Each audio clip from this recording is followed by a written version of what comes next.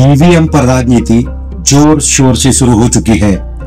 विरोधी पार्टियां जब भी इलेक्शन हारती है तो सारा ठिकरा ईवीएम पर मढ़ देती है। लेकिन हमें सच्चाई को जानना होगा, तथ्यों को समझना होगा। सोचिए, यदि ईवीएम को हैक किया जाता या छेड़छाड़ की जाती 2014 में कांग्रेस मोदी जी को लोकसभा इलेक्शन जीतने देती? हमें सोचना होगा। यदि ईवीएम को हैक किया जाता तो भाजपा सरकार केरल, वेस्ट बंगाल, तमिलनाडु, तेलंगाना, पंजाब, इन राज्यों में अपनी सरकार चाहती है, इन राज्यों में इतनी बुरी तरह हारती?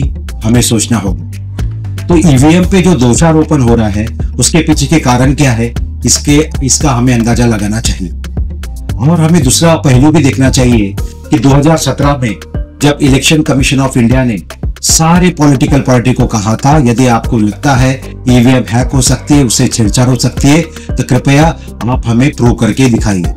एक भी पॉलिटिकल पार्टी प्रूव नहीं कर पाई कि ईवीएम हैक हो सकती है या उसके साथ छेड़छाड़ हो सकती है। फिर ये दोषारोपण की।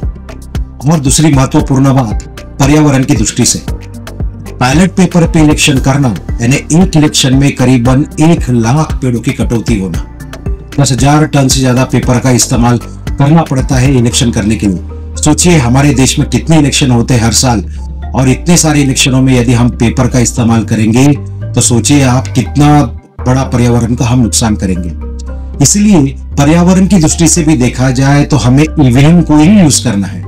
ईवीएम में कुछ त्रुटियां हो सकती है, यदि लग रहा है तो इलेक्शन कमीशन ऑफ इंडिया के साथ बैठकर क्या त्रुटियां लग रही है उस पे पूरा डिटेल में चर्चा करके उस पे सोल्यूशन निकाला जा सकता है।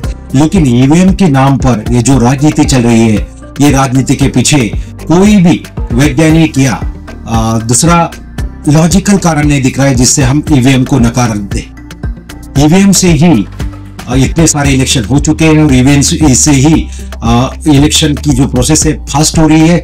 बहुत सारा पर्यावरण को जो नुकसान होने वाला था वो कम हो चुका है।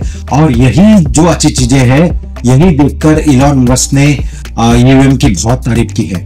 इसलिए जो कुछ भी आज ये षड्यंत्र रचा जा रहा है ईवीएम के खिलाफ, दोस्तों हमें उजागर करना होगा, अवेयर रहना होगा कि ये कोई राजनीतिक मंशा के पीछे छुपी हुई अपना स्वार्थ है, उसके कारण ही हो रहा है। तो हमें इसमें फंसना नहीं है।